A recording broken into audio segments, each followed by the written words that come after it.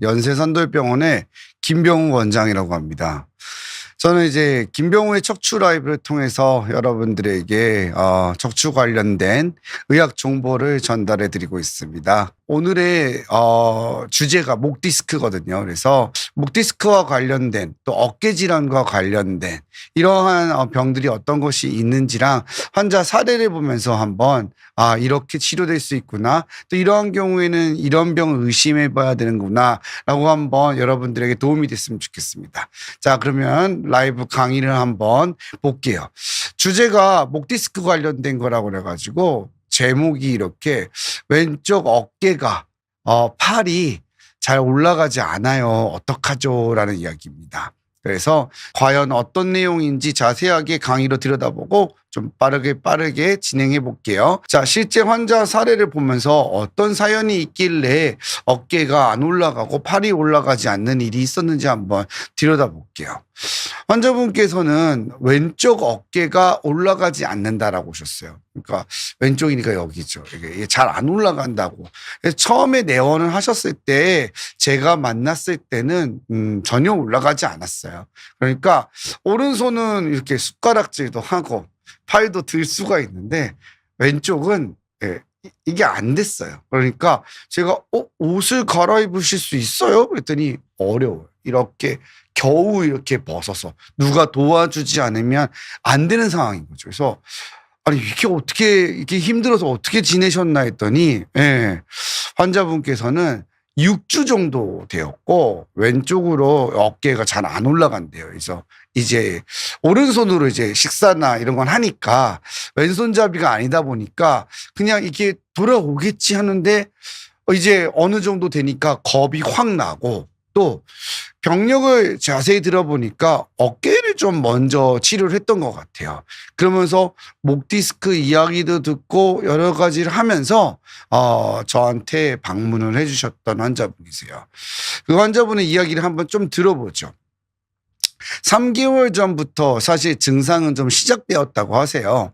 예전에 한 10년 전에 목에 시술을 받은 적은 있었다고 말씀을 하셨는데 3개월 전에 아프기 시작한 거는 어깨였대요. 그래서 왜 이렇게 어깨가 아프지라고 생각이 들었다고 합니다. 근데 이제 우리가 어깨가 조금 모호한 면이 하나 있어요. 여러분들도 기억해 두면 좋을 게 제가 진료를 하다 보면은 환자분들이 어깨라고 이야기하는 거에 절반은 목인 것 같아요. 그리고 절반은 어깨인 것 같습니다. 그래서 우리가 의사들이 어깨라고 말하면은 요 지금 제 윗도리를 보면 요 라인 있죠. 여기를 의사들은 견관절, 어깨 관절로 봐요. 만지면 딱딱 이 위 팔이 만져지잖아요. 그리고 쇄골뼈와 함께 여기 만져지는 이 부분을 보통 우리가 어깨라고 어깨 관절, 견관절이라 생각을 하고 환자분들은 그런데 오시면 여기도 어깨라고 하세요. 네, 여기도. 여기는 이제 선생님들이 목이라고 생각하시는 경우도 많은 것 같아요. 예. 근데 뭐 통증이 어디 하나 정확하게 오나요? 예, 여기저기 왔다 갔다 하는 경우도 많은데 이 환자분은 60세이신데 어깨 통증이 처음에 왔고 그것 때문에 병원을 방문을 하셨어요. 그래서 집 근처에 가서 엑스레이 검사를 하셨는데 그 엑스레이를 지금 보면 여기 이제 위팔뼈죠. 네, 그 다음에 여기가 이제 어깨 관절이거든요. 어깨 관절이라는 건 사실상 공중에 좀 떠 있어요. 네. 우리가 손가락 관절이나 무릎 관절 같은 경우에 이렇게 약간 이음새가 있잖아요. 척추의 후관절은 마치 깍지 끼듯이 연결이 되어 있지만 어깨 관절은 어떠한 면에서는 위팔이 공중에 떠 있고 이렇게 되어 있는 상태에서 여러 가지 근육과 회전근개라고 하는 특수한 끈 같은 이런 구조물이 연결이 되어서 어깨를 움직이게 되는 거거든요. 팔을 움직이게 되는 건데 엑스레이 상에서는 큰 이상 소견이 없다라고 이야기를 들었어요. 저희가 지금 보아도 관절면도 깨끗한 편이고 만일 석회가 있다면은 동글동글한 것들이 박혀 있을 텐데 그런 것도 없고 전체적으로 간격도 잘 유지되고 있어서 60세 나이에 비해서도 상당히 괜찮은 엑스레이죠. 그래서 이제 특별한 것은 관찰이 되어지지 않았고 50견이 의심이 돼서 주사도 맞고 약물 치료도 하고 물리치료, 도수치료도 하셨어요. 이게 50견이라는 거는 정확하게 말하면 유차성 관절 낭염이라고 하는 건데 그게 뭐냐? 이 관절이 딱딱해진 거예요. 쉽게 말해서. 그래서 원래 나와야 되는 어깨의 움직임이 잘 안 나오는 거죠. 그래서 frozen shoulder, 그러니까 동결견, 어깨가 굳었다, 얼었다. 라고 표현하는 게 좀 더 정확한 표현인데 고발 연령이 이제 50대이다 보니까 50견이라는 얘기가 되게 많이 들린 것 같아요. 그래서 왠지 숫자 들어가면 좀 더 잘 와닿잖아요. 동결견? 하면 뭔가 좀 이상하잖아요. 뭐지? 강아지 이름인가? 싶기도 하고. 그러다 보니까 50견이라는 게 훨씬 대중적으로 알려져 있는데 반드시 50세는 아닙니다. 네. 40세도 올 수 있고요. 그리고 60세도 올 수 있어요. 그래서 이분은 이게 잘 안 되니까, 통증도 있고요. 그러다 보니까 그 부위에다가 좀 주사도 맞아주고 주사 맞으면 잘 낫기도 해요. 왜냐하면 주사가 들어가면서 관절에 좀 보충시켜 줄 수 있는 관절의 성분이나 아니면 스테로이드 같은 걸 조금 써서 맞아도 좀 염증 반응이나 이런 걸 줄여주면 부드러워질 수 있죠. 약도 도움이 되고 그리고 물리치료나 도수요법도 굉장히 좋아요. 그렇게 해서 충분히 치료가 가능한 병이거든요. 근데 이제 이 오십견은 아주 심한 경우에는 우리가 시술도 하기도 해요. 브리즈망이라고 해서 이제 관월적으로 우리가 이게 만들어주는 거예요. 이거를 수동술을 해서 굳은 거를 갖다가 탁 해주는 거죠. 그리고 또 거기에 문제가 있다 하더라도 예를 들어서 회전근개에 문제가 생겨서 또 어깨를 사용하세요. 들어 올릴 수 있습니다. 왜냐하면은 둘러싸고 있는 근육이 여러 층으로 되어 있거든요. 그래서 팔을 들러 올리는 거는 단지 그것만으로 일어나는 건 아니다 보니까 처음에는 감별이 잘 안 가죠. 그래서 환자분 같은 경우에도 우리 사연에 나오는 환자분은 그냥 처음에 어깨 질환으로 생각이 많이 돼서 치료를 하신 거예요. 3주 정도 꾸준하게 치료를 했는데 점점 더 아프고 어깨를 올리는 게 힘든 거죠. 여기까지만 들어봐도 제가 들어도 거의 뭐 50견이라고 생각이 들 것 같아요. 엑스레이도 특별한 거 없고 충분히 이 나이 때면 생길 수 있는 일이니까 걱정은 좀 되시죠. 여러 차례 치료를 하고 있는데.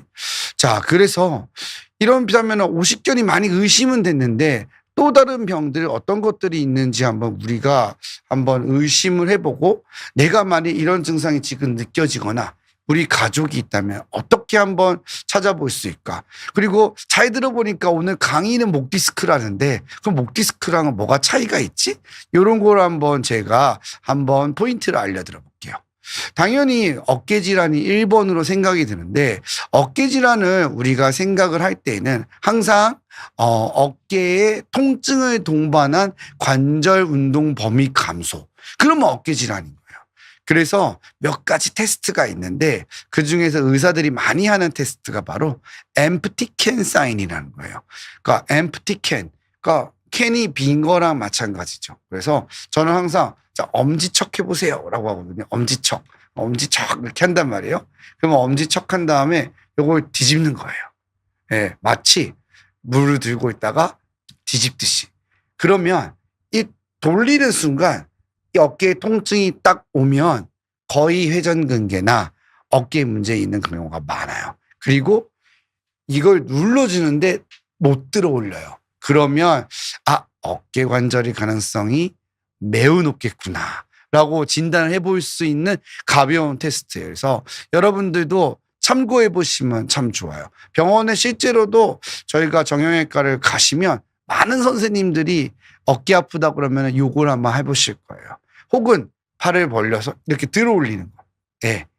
이때도 통증을 느끼거나 약간의 저항을 줬을 때 못 들어 올리면 어깨 질환을 의심해 볼 수 있겠죠. 그 다음은 경추질환이에요. 어떠한 것들이 있는지. 경추질환이면 목에 어떤 생각이 드는지 어깨가 생기는지 그것도 알아야 되겠죠. 경추질환도 마찬가지예요. 방사통을 동반하는 어깨 통증과 마비는 경추 질환의 가능성이 높아요. 그러니까 한 끗 차이인 거예요. 거의 비슷한 경우도 많아요. 경추 질환도 목에서부터 이렇게 어깨로 통증이 내려오거든요. 위팔과 어깨 요 사이에 통증이 생기면 환자들은 이게 어깨라고 생각이 들 수 있어요. 또 마비가 생겼다면 못 들어 올리겠죠. 그것도 분명하게 원인이 될 수 있겠죠. 그러면 어깨 질환과 목 디스크 같은 경추 질환은 좀 어떻게 구별해 볼 수 있느냐? 우리가 경추 질환은 스퍼링 테스트라는 걸 해요. 이렇게 목을 이렇게 돌린 상태에서 이렇게 줬을 때 찌릿하면 목 디스크의 가능성이 높겠구나. 그래서 선생님들이 고개를 이렇게 젖힌 다음에 이렇게 돌려서 이렇게 눌러주죠. 하면은 목 디스크의 가능성이 높겠구나라고 생각을 하는 거예요. 자, 그러면 좀 섞어가지고 조금 쉽게 구별해 볼 수 있는 방법이 없을까요? 그래서 제가 좀 하나 알려드리려고 그래요. 그래서 여러분도 한번 따라해 보면 좋을 것 같아요. 제가 이렇게 한 다음에 돌리고 팔을 들어 올리라고 하거든요. 잘 들어 올렸어요. 그 다음에 팔을 이렇게 하고 계시라고 그래요. 자, 이러고 있는 거죠. 좀 나아져요. 통증이 나아진다. 그러면은 거의 목 디스크예요. 예, 신박하죠. 예, 한번 여러분들도 이렇게 하고 있으면서 좀 나아지는데 그러면은 가능성이 높아요. 만약 어깨 질환 자체가 심하면 지금 이 동작 나오는 게 굉장히 힘들어요.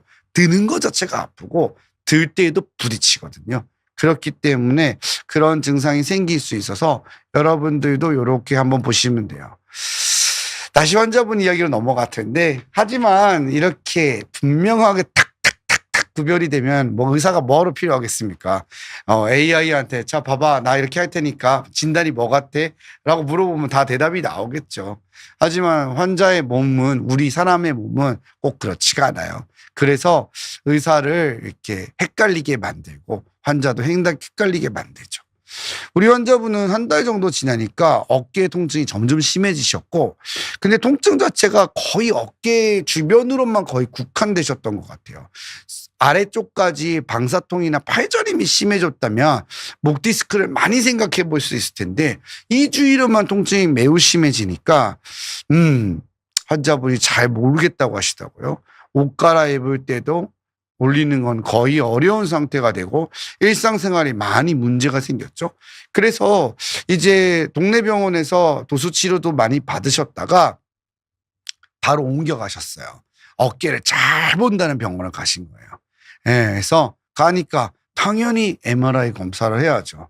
어깨도 엑스레이와 마찬가지로 근육, 회전근개, 관절면 이런 건 잘 안 보여요. 그래서 MRI 검사를 해보셔야 됩니다. 그래서 진단을 내려보려고 했더니 그 선생님께서 회전근개나 이런 거는 약간씩 힘줄염이 있기는 한데 지금 증상을 일으킬 만한 것은 아닌 것 같다라고 말씀하시고 이건 목 디스크나 경추 협착증이 원인인 것 같다라고 하신 거예요. 그러니까 어깨를 워낙에 잘 보시는 선생님이니까 딱 보시고 각이 나온 거죠. 어깨 수술을 많이 하시니까 이건 어깨 이 정도 나오지 않는데요 하면서 목이나 딴 걸 생각해 보라 라고 말씀하신 거예요. 그래서 환자분께서 또 아시는 분을 통해 가지고 환자 소개로 돼서 병원을 오신 거예요. 그래서 그 아시는 원장님한테 한번 가봐 이렇게 해서 저희 병원 오셨는데 제가 그때 보니까 이미 근육 등급이 많이 떨어졌어요. 그래서 제가 서두에도 말씀드렸던 것처럼 아예 못 올리는 상태였죠. 그래서 우리가 근력 등급을 평가할 때 5점은 완전 정상이에요. 다 들어 올릴 수 있는 거고 4점은 들어 올리기는 하는데 뭔가 힘든 거죠. 3점은 이제 겨우 올리는 거예요. 중력을 이기는 정도. 그러니까 3점부터는 환자가 일상생활이 많이 어려워요. 2점은 중력을 못 이기는 거죠. 그럼 어떻게 하죠? 네, 못 들어 올리는 거예요. 그러니까 지금 숄더가 2, 3니까 거의 떨어져 버린 거고 어깨를 싸고 있는 요 삼각 모양의 삼각근도 많이 줄어들어서 볼륨이 감소되어 있는 상태죠. 그러니까 언뜻 보면 저도 처음에는 어깨 관절염이 심한 줄 알았어요. 네. 왜냐하면은 움츠러들어 있었고 근위축이 심하니까 외관상으로 딱 봤을 때는 어깨가 문제가 생기셨나? 라고 저는 외관상으로 느꼈어요. 근데 MRI를 다른 병원에서 찍은 거 어깨를 보여주시니까 어깨는 생각보다 큰 문제가 없네요. 네. 그러면서 환자분도 네, 어깨 잘하신다고 해서 갔는데 아닌 것 같다고, 목이 문제인 것 같다라고 얘기하셔서 찾아왔습니다라고 이야기를 하신 거죠. 이러한 경우에는 당연히 바로 MRI 찍어봐야죠. 예. 그래서 경추 MRI 찍어서 그쪽으로 가는 신경에 문제가 있는지를 보아야 합니다. 자, 검사를 해봤어요. 근데 다행히도 찾았어요. 예. 그래서 목에 신경공이 완전히 막혀 있는 것을 알 수 있어요.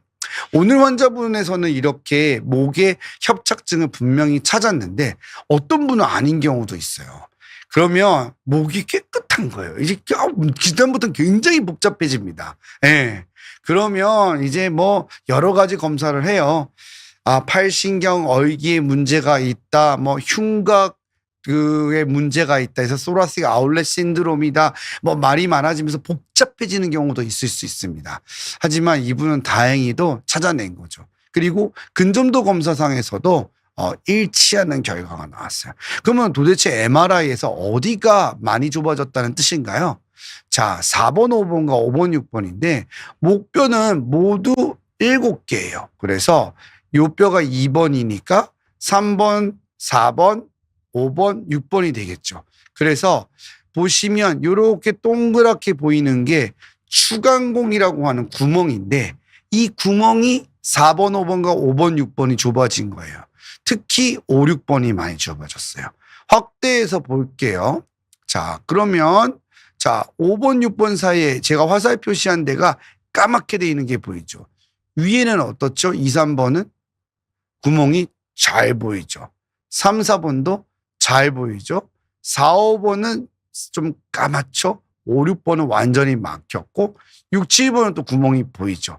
그래서 이러한 경우에는 이 신경공이 막힌 거예요. 저거를 다른 말로 추간공이라고 해요.